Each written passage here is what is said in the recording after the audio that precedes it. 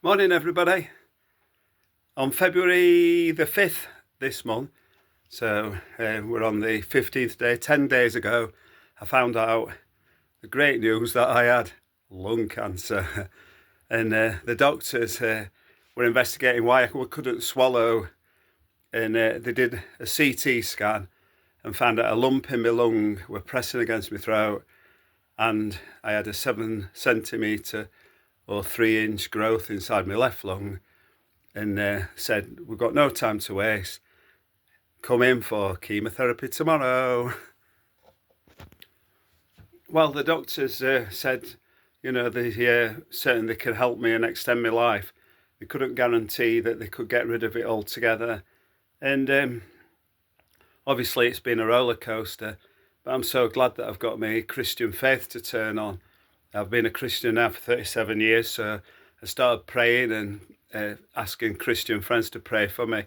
My son-in-law's got a team of people praying at college in rotation every hour of the day last weekend, so it's I can feel this mountain of prayer behind me.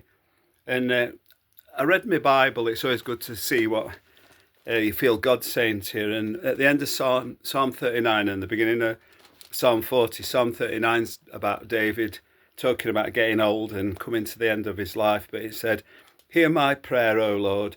Listen to my cries for help. Don't ignore my tears, for I am a guest, a traveller passing through, as my ancestors were before me. Spare me so I can smile again." I certainly want to smile again.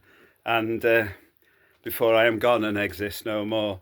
I waited patiently for the Lord to help me, and he turned to me and heard my cry. He lifted me out of the pit of despair, out of the mud and mire. He set my feet on solid ground and steadied me as I walked along. He has given me a new song to sing, amen, a hymn of praise to our God. Many will see what he has done and be astounded. They will put their trust in the Lord. And I just wanted to say thanks to everyone who's been praying for me, but also, to give an update. And they said I wouldn't feel any different, the doctors, for maybe 2 or 3 weeks before I saw an improvement. But I've gone from not being able to swallow without having a drink of water to wash my food down to be able to eat things with no water at all in one day. One day I started the chemotherapy on a drip Friday and came home, and that evening I started to feel better. And by Saturday I was eating pizza and all sorts of stuff, without having to wash it down. The worst symptom I've found actually is, I did all the chemo all right, were horrible swallowing these massive tablets and so on, but it hadn't knocked me off my feet. But it was on about day 4 or 5, constipation. And I remembered something. When I was young, my grandma used to give me prunes and custard. And I were eating some prunes last night, and I couldn't stop laughing because I thought, I believe in God and trust God to help me and help the doctors to cure me. But people find it so difficult to believe that there's a creator God, a God who knitted you together in your mother's womb, it says in the Bible. And I just had this thought that, somebody had claimed that they was healed from cancer by prunes. And if I claimed that I was healed by a tin of prunes, I might be able to get on TV and give my testimony how prunes helped me overcome cancer. And I just thought people would rather believe in a tin of prunes than believe in a creator God.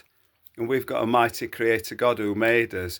And in times of trouble like this, you can turn to him and know that he's going to have the best for you in store. And so I made this video this morning to encourage other people. Put your trust in God. He does exist. His name's Jesus. And, he saved me 37 years ago, and he can save you too.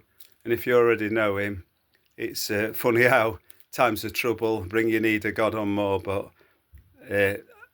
this is like an awful situation, but it's filled me full of joy. And thank you to everyone who's praying for me. Amen.